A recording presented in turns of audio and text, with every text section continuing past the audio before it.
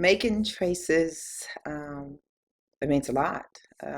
It was an unexpected opportunity. It's kind of crazy. You meet people along the way and they connect you to other people, and that's how all of this happened. I met Renee, the director, through a mutual friend of mine, and he said, "You really need to come to this business after hours and meet this great lady named Renee. She's in the industry, she's an actress, she's directing films, and I want you to meet her." So we did, and I was invited to a workshop a few months later, and it just so happened that at the workshop we were allowed to audition for the film Traces.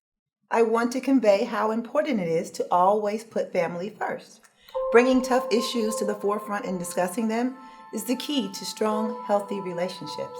Our director, Renee, she already knew kind of, what she was looking for each role, each part. And for me, she wanted me to audition for one of the daughters. I think it was Dova. And I read it. I was cool with that. But I had my eyes on Dr. Weber. So I went in and auditioned for Dova. Y'all, I sucked. No joke. I sucked at Dova, but that was just a sign for me that, okay, you got to go in here right now. You got to kill this audition for Dr. Weber. And I even knew at that point, I didn't get discouraged knowing that she already had somebody in mind, in line for Dr. Weber, but I didn't care. I was hungry at this time. I was going to be my first film. So actually, I came back in and she said, okay, Kris, you can audition for Dr. Weber. I went in that room.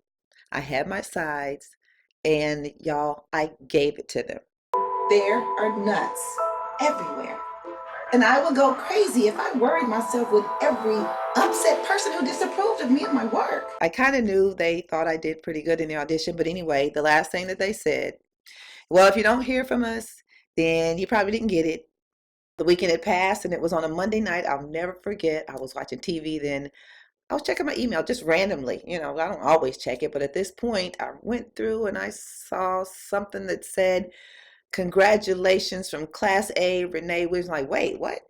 So I looked, I opened it up, and I could not believe it. It says, "Congratulations, you have been cast for the role of Dr. Weber."